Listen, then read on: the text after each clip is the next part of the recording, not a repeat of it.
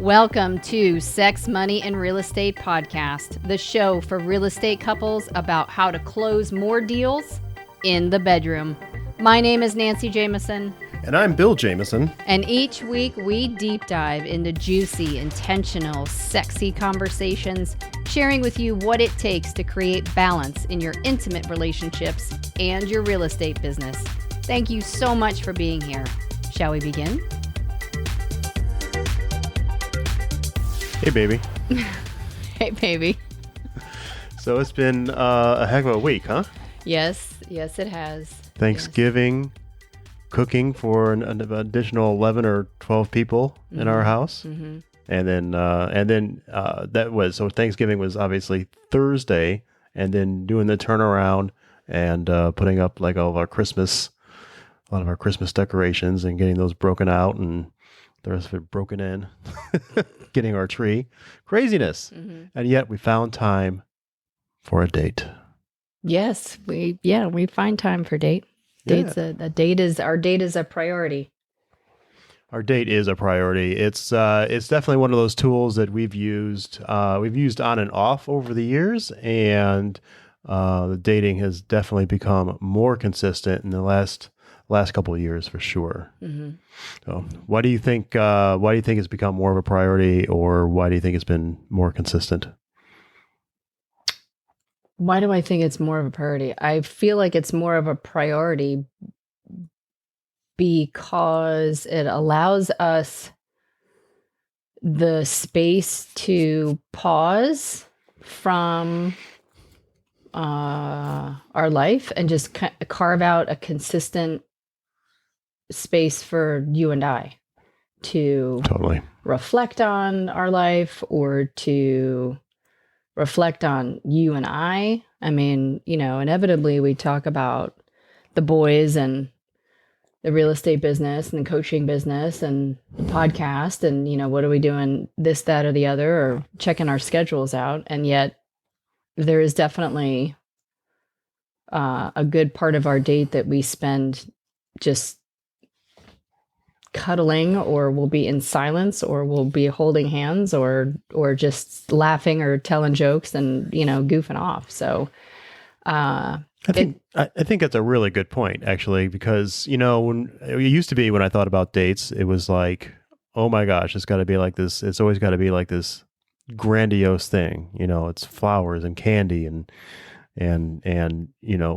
creating 2 or 3 or 4 or even one spectacular event, to go out and do, more the doing than the being kind of thing. And, I think that you and I have evolved that to the point where, sometimes, we're like, let's go do something amazing, or try out an amazing new restaurant or something like that. And there's other times we're like, let's go rent a scooter, or let's go, take a walk in the park, or let's go watch the sunset somewhere and, get some fried chicken and have a picnic, kind of thing.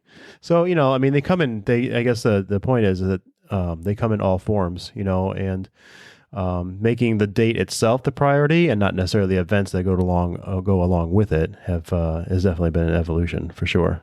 Yes, an evolution. Mm-hmm. Because we used to, there was a point where we used to fight about it was more the commitment of the time than necessarily the thing that we were doing. For me anyway, it was about the consistency and the commitment of the time. And so as we had our breakdown around that over and over again, and then realized that, I think different thought patterns, or a different way of looking at it, creating a new perception around, new context around what it was about the date night, or, me having an understanding of what your idea of a date night and you having an understanding of what my idea of a date night definitely added to the evolution of, what it was that we wanted out of the date night. Mm-hmm. And it's interesting because there isn't any expectation associated with the date night. It's more the commitment to the time spent. Because I think, again, for me, it's it's the consistency of that space to say, no, we're important and we're the priority. And without you and I, all of this other stuff that we have beautifully, abundantly created would not have been possible. So it's important for me to get back to us because, we're the impetus, if you will. Sure. So. For our children, for our house, for our business, for each other. Absolutely. Absolutely. And sometimes, the conversations are around business, or they're around the kids, and sometimes they're around us. And, sometimes there's just maybe not a whole lot of conversation at all, but just, being grateful to be in each other's space and have the time. I mean, we work together, we play together, and we have crazy weeks and amazing weeks, and going to a movie and being quiet and just holding hands is an amazing experience. It's exactly, what we're looking for to recharge our own batteries as well as each other's, Yes. And then there's other times where we do get in the business or kids or planning or, planning the next vacation or planning the next business model or whatever it looks like. So, I mean, they come in different sizes and forms because we've taken off the expectation that it has to be like this romantic thing. I mean, we love the romance. I love the romance. I love holding hands and kissing and hanging out and having complete strangers say, "Oh, you guys are still kissing after all these years. Oh, that's so nice for you, Sonny." Who says that? I don't know. It's hilarious. Usually the older folks. Okay. The ones that are older than us. Oh, older than us. Yes. Got it. Yep. So, it's I thought it was a really cool idea for us to talk about dating and why we do it on this podcast today. Just to, to put it out there that, it is, if you're doing business, so you have business commitments, right? I mean, you have a calendar for your business commitments. Whether it's, it's the meetings or the, reviewing the business that you have or your listings or upcoming listings or what's closing this month or whatever, the marketing, you have meetings for all of that. Why wouldn't you have a similar commitment for your relationship with your spouse as well? And to spend that time with them. And so that's where we came to the conclusion that spending having this weekly commitment to each other is so important to recharge this side of our relationship. So really, I mean, come hell or high water, we have this Saturday night date. And it's totally beautiful. Well, was it always a weekly commitment? Oh, no, not at all. How did it start? That is a great question. I mean, there are lots of breakdowns around us not spending enough time together, and I had a lot of thoughts around how much time we already spent together as husband and wife, and and being a little more family centered. That I wanted to make sure we're spending enough time with our kids. I guess that's kid centered, family centered. It's family, yeah. And so there were lots of breakdowns with me, at least around the time and the priority and the thinking that we were already spending so much time together that why did we need to spend more time together? And that's definitely evolved for sure, at least for me. How about for you? Yeah. Well, I saw it as different. They were yeah. So the breakdown was around the capacity associated with more time or adding more things to the schedule. And I'm finger quoting here. And then the breakdown was about the collapsing of the time spent together. So even though we may have been in real estate or having real estate related conversations or conversations with the kids, like it wasn't necessarily time that we were spending on cultivating and nurturing and nourishing our relationship. Right. Was how I was looking to experience our relationship. And so, so it started out as monthly dates where we had I forgot about that. A couple date where it was like you and me. And then we did a monthly date as a family, which really was more than once a month. One of the things that we do is every time we have a closing, the boys choose where we want to go out to eat to celebrate. So we were definitely doing more than one or two or three or four monthly dates. But so the standard was one monthly couple date and then a minimum of one family date. And then we went to, so there was a period of time, I don't know, 6 months, 8 months, 9, 10, a year. I don't know, something like that. And then we moved it to biweekly. So we would, so we would go out, you and I. No, it was. There's the evolution. So we did, the commitment was to biweekly, and one was out of the house and then one was inside the house. So we would put the kids down early, and then Bill and I would sequester ourselves to the bedroom. So whether it was watching a movie or massage or lovemaking or whatever it was, but it was one inside the home and then one outside the home. Yeah. Because at the time the boys were still young enough. Yeah. And the babysitter conversation was an objection. We're like, oh my gosh, where are we going to get our babysitters from? We can't afford babysitters, da, da, da, da. So all of those objections, just like real estate objections, all those objections came up. So as we recontextualized the objection, the time conversation started to disappear and go away. You know, like, we don't have enough time. It's like, no, we do have plenty of time. We just need to, time block for it, associate, or the same way we would associate the time block in real estate. So time block went on the calendar. Yeah. And we go back to, the saying, if it's not on your calendar, it doesn't exist. Right. Yeah. So that was a big part of it too, just to keep it front of mind. Yeah. Yeah. Yep. Yep. And now, so we did that for about a year. And then we moved it to a weekly date.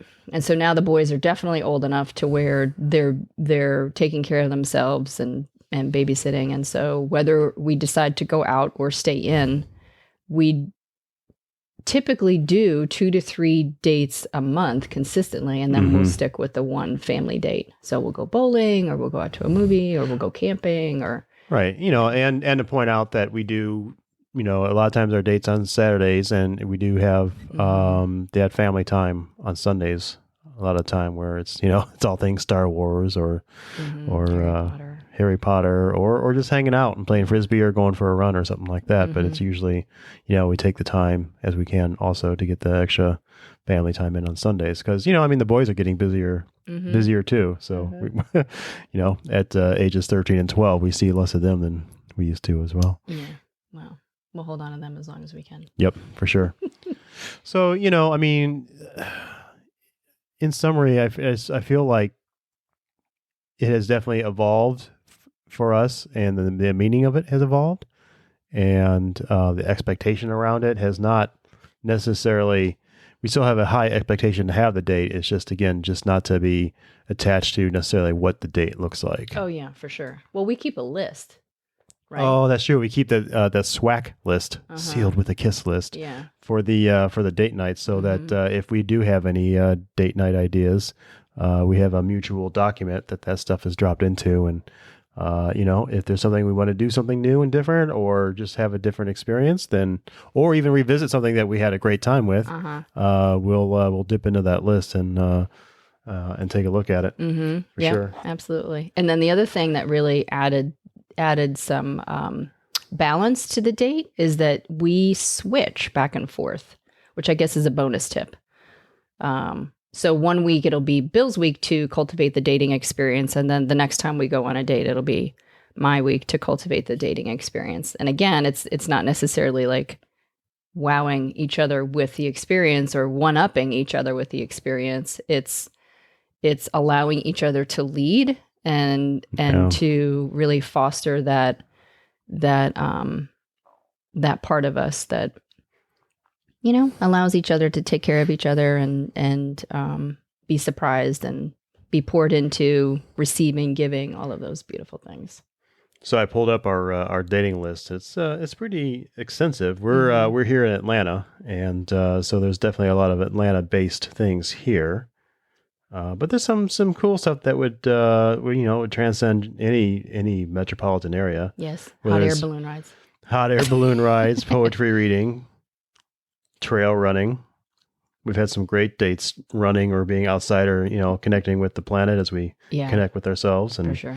Riding bikes, renting scooters, the hot air balloon ride. Yes, the Sundial restaurant is a beautiful one. art gallery strolls. I mean, we have a pretty great list here, and there's a whole bunch of stuff that's already crossed off too that we haven't done in a while, and like crossed off, and we can go back to. I mean, I love getting manis and petties with you, so I'm putting that back on the list right now. Yeah, yeah. The couples massage. The couples massage. Yeah. The helicopter ride was fun. The helicopter ride was amazing, for sure. So all kinds of ideas. It's not that there's not enough to do, or you all don't have you run out of ideas. You just stop cultivating the ideas instead of committing to spending time with your spouse and having that great fun time with them. Mm-hmm. So we found it beneficial. This whole dating thing, because I know that it creates longevity for you and I. I'm sorry. Yeah, longevity. Yes. Longevity. Mm-hmm. And, it's nice to get dressed up and go out with you. That's beautiful. Thank you. You're welcome. I appreciate that. I do enjoy going out and putting on makeup. And putting on makeup, yes. Fancy makeup. Mm-hmm.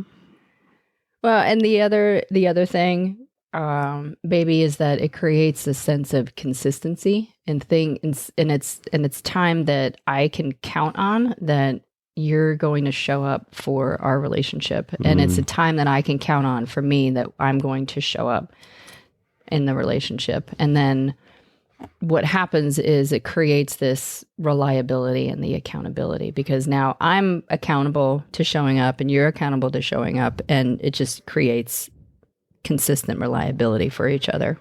Yeah. I mean, if you're going to be that consistent in your business, whether it's the marketing pieces, the postcards going out or the newsletters or, your prospecting. I mean, if you're operating at a higher level, you're doing 6, 8, 10 million a year plus or more, you have some systems in place, and those systems are consistent. And so, how you do one thing is how you do everything. So be that consistent in your relationship as well.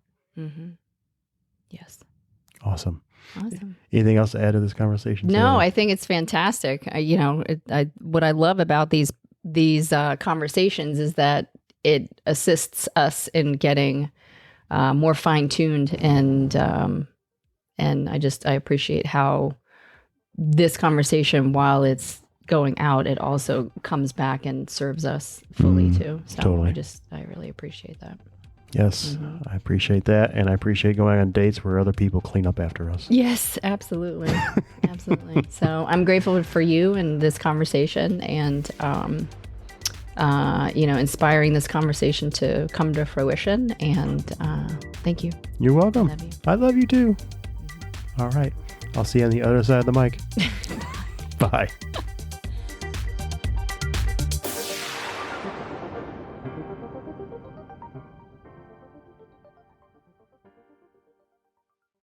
Wow, what a show. Thank you so much for listening. If you're inspired, we ask that you share the podcast with one person and subscribe and follow our show. I'm Nancy Jameson.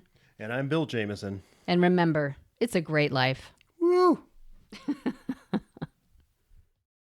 Quick note about the Sex, Money, and Real Estate podcast. We are not doctors or licensed therapists. We are a joyous, abundant, and mature couple passionately sharing our story of growth around sex, money, and real estate. Our thoughts, opinions, and beliefs are our own, so please consult your doctor, healthcare provider, or your broker regarding any questions or issues you have related to your physical or mental health or specific state laws regarding your real estate business.